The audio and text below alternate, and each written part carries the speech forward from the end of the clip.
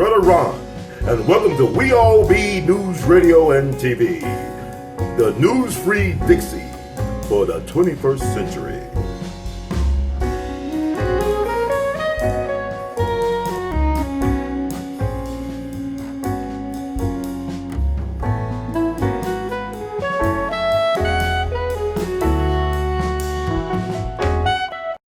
How you keep from not like? How you keep believing? Do you believe that this system can actually work for the benefit of? Yeah, it could. Okay. It's like this. Let's take football or baseball or basketball. Everybody watches basketball. Well, there's some rules for basketball, right? Mm-hmm. The rules are the same for each team, right? Yes, sir. So it's who's playing the game that determines who's winning rather than the rules. Okay. If there's corruption, it's sometimes the hometown referees call questionable calls in favor of the home team. Right. But it's not the rules, it's the people applying the rules. Mm-hmm. So the system probably is the best humans have ever invented. But the problem is some of the people who are applying the rules are some pretty screwed up people. Mm. And they're corrupt.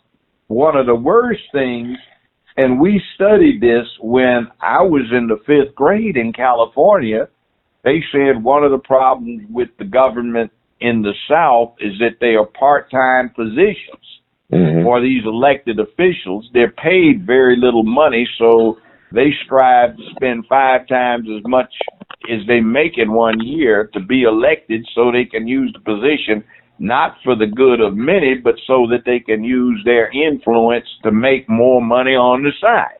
Mm.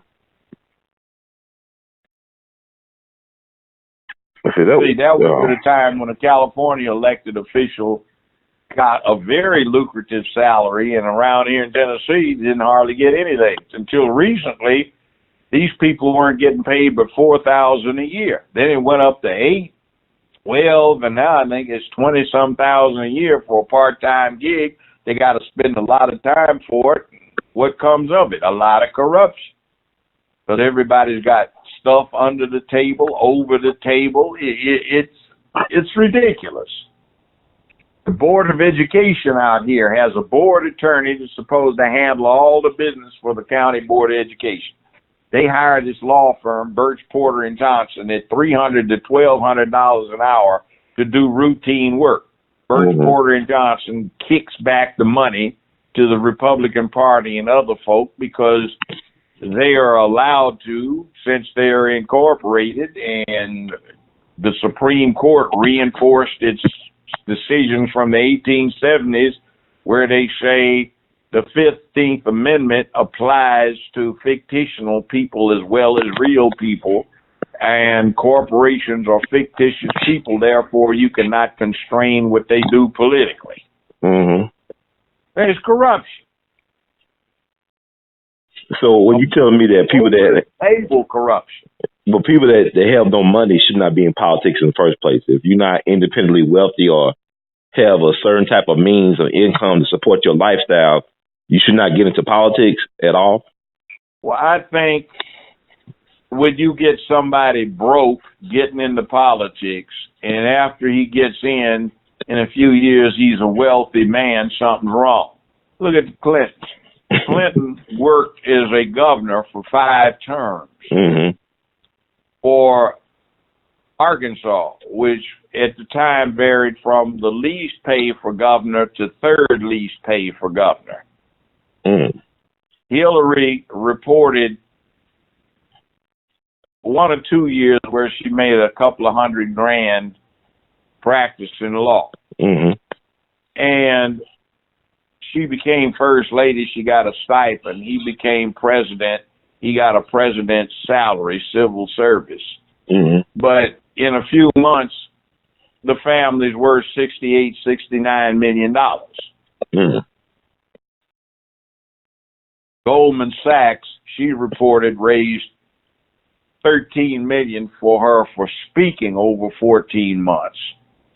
And it turned out when they released all of the information from the emails and everything. She lied, which is perjury because she had to swear to this. It was 26, not 13 million. Mm. And remember when they were campaigning and Bernie kept saying, we need to see a transcript of the speeches? Mm-hmm. You know what he was really saying? It wasn't about what you said. It was about the fact that you didn't say anything except thank you for the check. Glad to be here. I'll carry on. Mm-hmm. Wow. And, you know, not to even speak about what their stuff they got going on in Haiti, the Clinton Foundation is ridiculous. Yeah, and you got a blatant racist who campaigned for that racist Barry Goldwater when she was still in high school as a Goldwater girl. You got somebody that campaigned to keep the Chicago suburbs segregated, somebody that campaigned to keep the University of Illinois segregated, and hell, all the colored folk in love with Missy in the big house.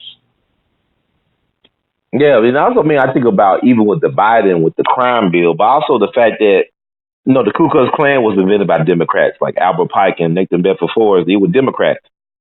Yeah. You know, people don't want to talk about that. Why are we so loyal to these people? They don't give us nothing.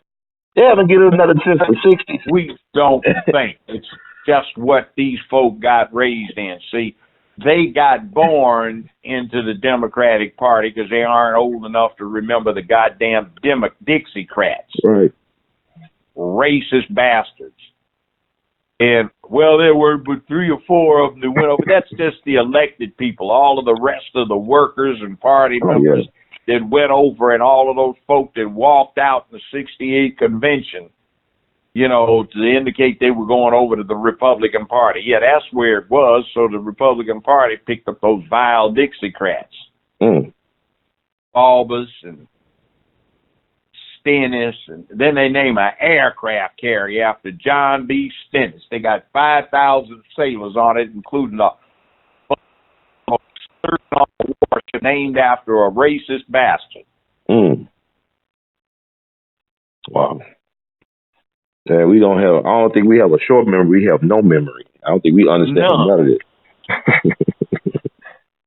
This type of loyalty is ridiculous. I really, like you said before, if we set out 2020, what's going to be the harm, really? You know what?